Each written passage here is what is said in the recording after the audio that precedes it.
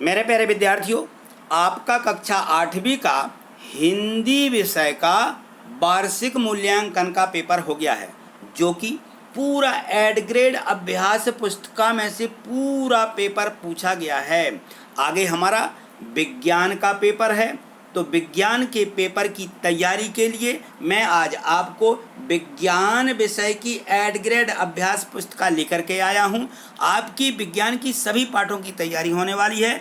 आप जब तक लाइव वीडियो को लाइक कर लीजिए, क्योंकि हम लाइक करना बाद में भूल जाते हैं। देखिए, ये लाइक का ये चिन्ह बना हुआ है, इसे आप क्लिक कर देंगे तो इस प्रकार से दिखने लगेगा। और यदि आप चैनल पर नए हैं तो चैनल को सब्सक्राइब करके हमसे जुड़ जाइए। देखिए, ये सब्सक्राइब लिखा रहता है, ये यहाँ पे आप क्लिक कर देंगे। जैसे ही आप क्लिक कर देते हैं तो आप हमसे जुड़ जाएंगे। और यहाँ पे एक बेल आइकन नोटिफिकेशन की घंटी बनी रहती है, इस घंटी को और आल को इसको क्लिक कर दीजिए, तो जितनी भी हमारी वीडियो की नोटिफिकेशन है वो आपको मिलती रहेंगी। और जैसे ही आप इसको क्लिक कर लेते हैं तो देखिए, ये जो सब्सक्राइब है ये इस प्रकार से दिखने लगेगा। पहले ये रेड से लिखा रहता है तो आप हमसे नहीं जुड़े हैं, और यदि ये इस प्रकार से ब्लैक दिखने लगे तो आप हमसे जुड़ गए हैं। यानी इसके बाद हमें कुछ नहीं करना, फिर इसके बाद सब्सक्राइब नहीं करना है, क्योंकि आप हमसे जुड़ गए हैं। तो हमारी जो वीडियो होंगी उसकी नोटिफिकेशन आपको मिलती रहेगी। तो देखिए, आगे देखते हैं।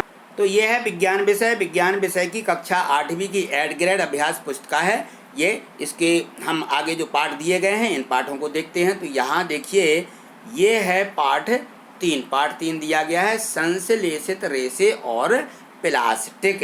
तो यहाँ देखिए, पहले ये अति लघुत्तरीय प्रश्न है जो हमारे 3-3 नंबर के पूछे जाते हैं। 3 नंबर के इस प्रकार के प्रश्न परीक्षा में पूछे जा रहे हैं। तो यहाँ देखिए, प्रश्न क्रमांक 1, इसको पढ़िए। लिखा है कि नायलॉन के किस गुण के कारण उसका उपयोग कपड़ों के निर्माण में होता है। किस गुण के कारण, नायलॉन का ऐसा कौन सा गुण है जिससे कि इसके कपड़े बनाए जाते हैं। तो यहाँ देखिए दिया गया है कि नायलॉन रेशा प्रबल, प्रत्यास्थ और हल्का, चमकीला और धुलने में सुगम होने के कारण इसका उपयोग कपड़ों के निर्माण में होता है। तो क्या होता है भाई, ये नायलॉन क्या होता है? प्रबल होता है, प्रत्यास्थ होता है, हल्का होता है, यानी इसका वजन बहुत कम रहता है, और क्या रहता है?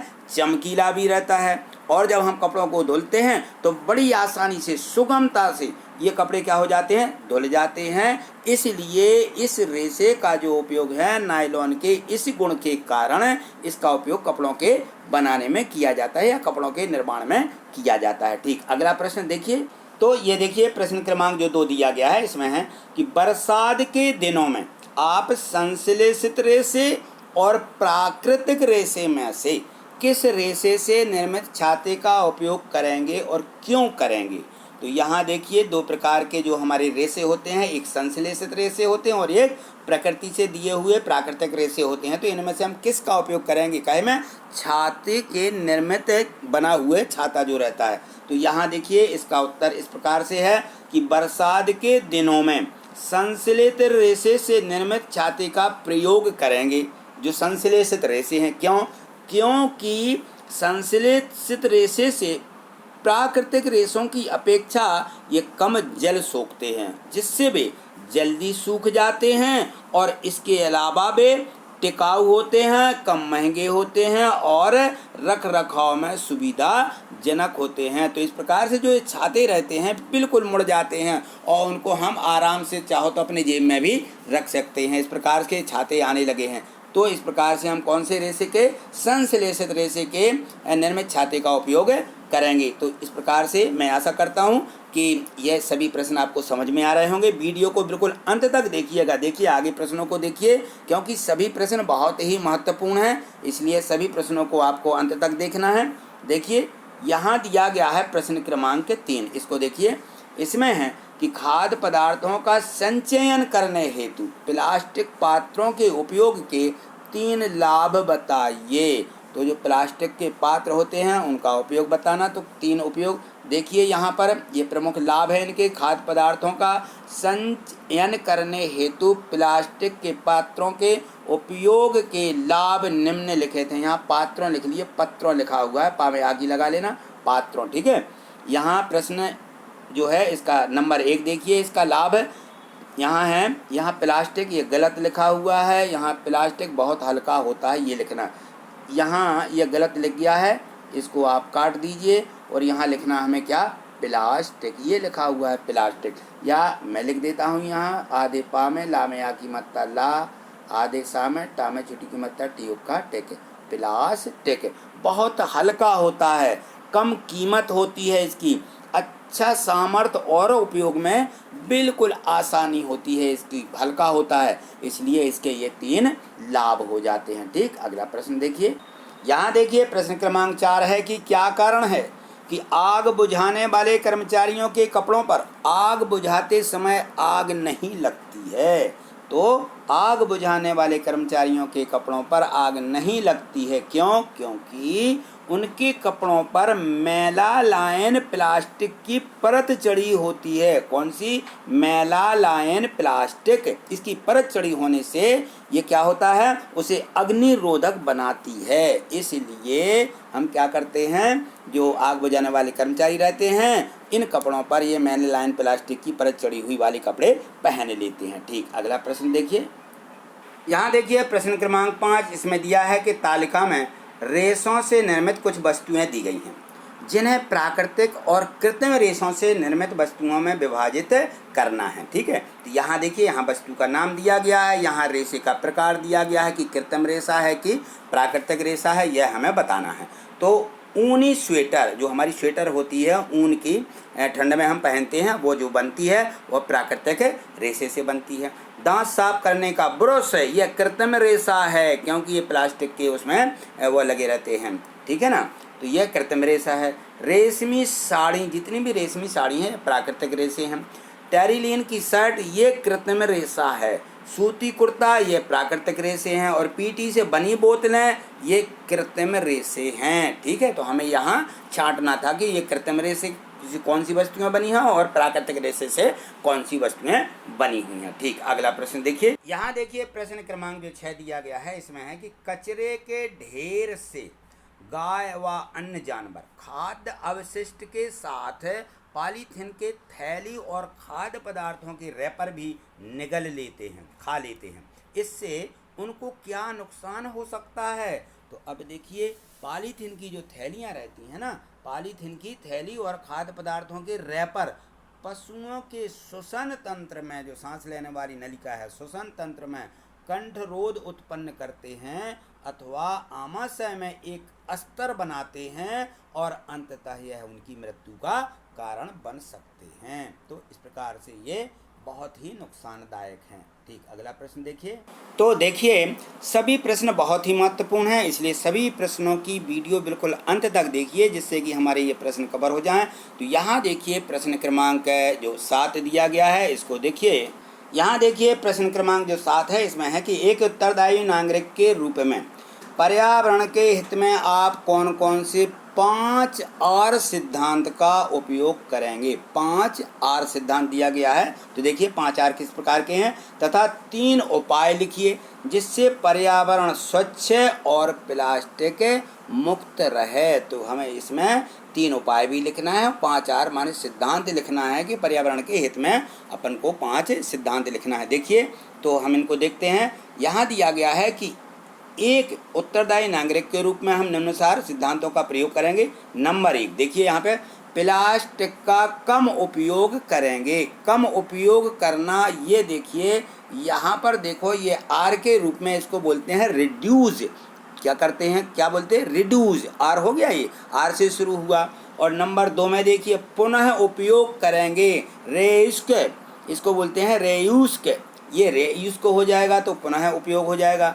नंबर 3 में देखिए लिखा है पुनः चक्रित करेंगे, यानी उसको बोलते हैं रिसाइकिल। क्या बोलते हैं, रिसाइकिल। आर से शुरू हो रहे हैं ये, R R, 1 R, 2 R, 3 R हो गए, पुनः चक्रित करने तक। ठीक है, यहाँ देखिए पुनः प्राप्त करेंगे, पुनः प्राप्त करने का मतलब है रिकवर, आर से शुरू हुआ, रिकवर हो गया। उपयोग ना करेंगे, उपयोग ना करने को बोलते हैं रिफ्यूज। क्या बोलते हैं, रिफ्यूज। ये देखिए इस प्रकार से ये 5 आर हो जाते हैं। रिफ्यूज करना, ठीक है, माने उसको भी इनकार कर देना, उपयोग में ना करना। ठीक, आगे देखिए, अब हमें इसके उपाय लिखना है। तो यहाँ देखिए इसके हित में हम उपाय, ये हमारे उपाय हैं। तो यहाँ देखें इसमें दिया है कि प्लास्टिक के स्थान पर सूती कपड़े की थैली का उपयोग करना चाहिए। और नंबर 2, सामान रखने के लिए कागज की थैलियों का उपयोग करना चाहिए। नंबर 3, पुनः उपयोग करने की आदत विकसित करें, ठीक है ना, जिससे कि हम अधिक से अधिक जो है कोई भी वस्तु है उसमें ला सकें, जब तक कि वो ख़त्म ना हो जाए, टूट फट ना जाए, तब तक हम इसका उपयोग करना सीखें। ऐसा नहीं कि तुरंत चले गए और नई लेके आ गए। ठीक, अगला प्रश्न देखिए। यहाँ देखिए प्रश्न क्रमांक जो 8 दिया गया है, इसमें है थर्मोप्लास्टिक और थर्मोसेंटिंग प्लास्टिक में उदाहरण सहित अंतर लिखना है। तो यहाँ देखिए नंबर 1 हमने यहाँ पे लिख लिया है कि थर्मोप्लास्टिक और थर्मोसेंटिंग प्लास्टिक में अंतर। नंबर 1 एक तरफ हम थर्मोप्लास्टिक लिख लेंगे और एक दूसरी तरफ में थर्मोसेंटिंग प्लास्टिक, ये हमने लिख लिया। अब हम देखते हैं दोनों में क्या अंतर है। तो यहाँ देखें नंबर 1, दोनों में नंबर 1 मैंने यहाँ पे डाल दिया है कि नंबर 1 ये और नंबर 1 इसका। देखिए यह गर्म करने पर आसानी से विकृत हो जाता है और सरलता पूर्वक मुड़ जाता है। कौन? थर्मोप्लास्टिक है। और थर्मोसेंटिंग प्लास्टिक है, इन्हें एक बार सांचे में डालने के बाद गर्म ऊष्मा देकर नरम नहीं किया जा सकता। ये थर्मोसेंटिंग प्लास्टिक का गुण होता है। तो नंबर 2 देखिए, यह पॉलीथीन व पीवीसी थर्मोप्लास्टिक के उदाहरण हैं। और इसमें देखिए नंबर 2 में बैकेलाइट व मेलामाइन, ये थर्मोसेंटिंग प्लास्टिक के उदाहरण हैं, क्योंकि उदाहरण सहित हमें बताना था। तो ये उदाहरण भी हो जाएगा और एक एक उसका ये अंतर भी हो जाएगा। आगे देखिए तीसरा भी देखिए, इसका उपयोग खिलौने, कंघियाँ आदि बनाने में किया जाता है। और इसका उपयोग जो है बिजली के स्वच्छ और विभिन्न बर्तनों के जो हत्थे बनते हैं उनको बनाने में इसका उपयोग किया जाता है। ठीक, आगे अगले प्रश्नों को देखिए। सभी प्रश्नों को अंत तक देखिए, क्योंकि सभी प्रश्न बहुत ही महत्वपूर्ण हैं, इसलिए वीडियो को जो है आप सभी प्रश्नों के अंत तक निश्चित ही देखिएगा। देखिए यहाँ प्रश्न क्रमांक 9 दिया है। यहाँ देखिए प्रश्न क्रमांक 9 दिया गया है, जहाँ तक संभव हो प्लास्टिक के उपयोग से बचिए, इस कथन की व्याख्या कीजिए। तो देखिए यहाँ पे इस कथन की हम व्याख्या इस प्रकार से करेंगे कि प्लास्टिक पर्यावरण प्रदूषण का कारण बनता जा रहा है, क्योंकि यह अपघटित होने में कई वर्ष ले लेता है और पर्यावरण प्रदूषण को कम करने के लिए हमें इस मार्ग का उपयोग कम से कम करना चाहिए। और यदि संभव हो तो बिल्कुल, यहाँ तो लिख लीजिए, तो बिल्कुल भी इसका उपयोग ना करें। आगे देखिए, प्लास्टिक के स्थान पर हम क्या करेंगे? कागज की थैलियाँ, सूती कपड़े से बनी थैलियाँ, झोले आदि का प्रयोग करें, क्योंकि उनके उपयोग से पर्यावरण भी स्वच्छ व प्लास्टिक मुक्त हो जाएगा। यहाँ वा लिख लीजिए, वा प्लास्टिक मुक्त हो जाएगा। तो इस प्रकार से हम जो है इसको उपयोग करेंगे। ठीक, अगला प्रश्न देखिए। यहाँ देखिए प्रश्न क्रमांक जो 10 दिया गया है, इसमें 10 का पहला है, इसमें है कि ज्यो निम्न करणीय तथा अज्यो निम्नी करणीय में अंतर स्पष्ट कीजिए। तो सबसे पहले देखिए ज्यो निम्नी करणीय में पदार्थ है जो प्राकृतिक प्रक्रिया जैसे जीवाणु की क्रिया द्वारा अपघटित हो जाता है, ज्यो निम्न करणीय कहलाता है। यहाँ जाता है, जा बना लीजिए, ठीक है, द्वारा अपघटित हो जाता है, ज्यो निम्न करणीय कहलाता है। जैसे कागज, सूती कपड़ा आदि, ये जो हैं ज्यो निम्न करणीय हैं। और अज्यो निम्न करणीय वे पदार्थ है जो प्राकृतिक प्रक्रियाओं द्वारा सरलता से अब विघटित नहीं होता, अज्यो निम्न करणीय कहलाता है। जैसे प्लास्टिक की थैलियाँ आदि। तो इस प्रकार से हमें इसको लिख देना है। ठीक, अगला प्रश्न देखिए इसका। यहाँ देखिए इस प्रश्न को जो दिया गया है, इसमें लिखा है कि नीचे कुछ अवशिष्ट के प्रकार दिए गए हैं, उन्हें ज्यो निम्न करणीय व अज्यो निम्न करणीय में विभाजित कीजिए। यहाँ अज्यो है, आ लिख देना है, यहाँ भी ज्यो लिखा है, यहाँ भी ज्यो लिखा है। तो इस प्रश्न में आ लिखा हुआ है अजीव। ठीक है, इस प्रकार से हम इसको देखेंगे।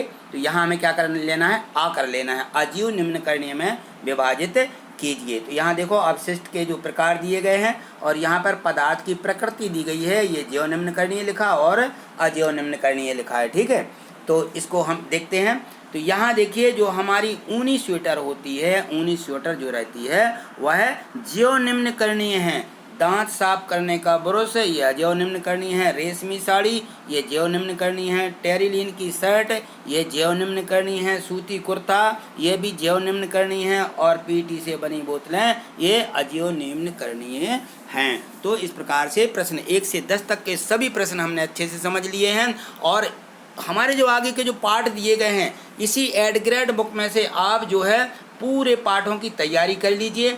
यदि आपने इन सभी प्रश्नों को नहीं लिखा है, लिख लिया है, तो आप अपनी एड ग्रेड में से कर लीजिए इनकी तैयारी। और यदि नहीं लिखा है तो चिंता मत करिए। देखिए इसी चैनल पर हमारी सभी वीडियो अपलोड हैं। तो यहाँ देखिए ये चैनल का नीचे नाम दिया गया है, ये लिखा हुआ है चैनल का नाम। यहाँ देखो ये लिखा है गणित वाले सर, इसको आप क्लिक कर दीजिए। तो देखिए मैंने ये जैसे ही चैनल को क्लिक किया, ये मैंने क्लिक कर दिया। तो क्लिक करने के बाद यहाँ ऊपर देखिए ये लिखा आता है प्ले लिस्ट, ये लिखा है। यहाँ आप क्लिक कर देंगे तो मेरी सभी वीडियो आपको, मैंने ये क्लिक कर दिया तो ये देखिए सभी वीडियो आ गई। तो इसमें से थोड़े ऊपर नीचे कर लीजिए तो यहाँ देखिए आपको ये मिल जाएंगी विज्ञान, ये लिखा कक्षा 8वीं लिखा है ना। ये देखिए ये विज्ञान की पूरे पाठों की वीडियो इस पर डली हुई हैं। तो आप जो है इन सभी वीडियो को 2-3 बार अच्छे से दोहरा लीजिए, उसके बाद परीक्षा देने जाइए, जिससे कि आपके सभी प्रश्न इसमें से कवर हो जाएं। और यदि मान लीजिए आपकी एड ग्रेड अभ्यास पुस्तिका भरी हुई है, उसमें प्रश्न लिखे हुए हैं, तो आप उसको भी दोहरा सकते हैं। तो देखिए अब हम देखते हैं। तो देखिए मैं इसको क्लिक कर रहा हूं। तो इस प्रकार से जैसे ही आप इसको क्लिक कर देते हैं, मैंने ये क्लिक कर दिया, तो देखिए ये जो सभी पाठ दिए गए हैं, पाठ 1 2 3 4 5 6 7 8 9 10 11 12 ये दिए गए ना। ये जितने भी विज्ञान के पूरे पाठ हैं ये सभी पाठ आपको इसमें से मिल जाएंगे। तो आप इसको जो है एक एक को क्लिक करके और सभी पाठों को आप 2-3 बार अच्छे से दोहरा लीजिए, जिससे आपके पूरे 100 के 100 नंबर इसमें से मिल सकें। ठीक, तो आपको वीडियो कैसी लगी एक बार कमेंट्स करके ज़रूर बताइए। और यदि अच्छी लगी हो, पसंद आई हो, तो एक लाइक ज़रूर कर दीजिए, इसको मत भूलिएगा। ठीक, मिलते हैं अगली वीडियो में अगले और भी प्रश्नों के साथ। तब तक के लिए नमस्कार।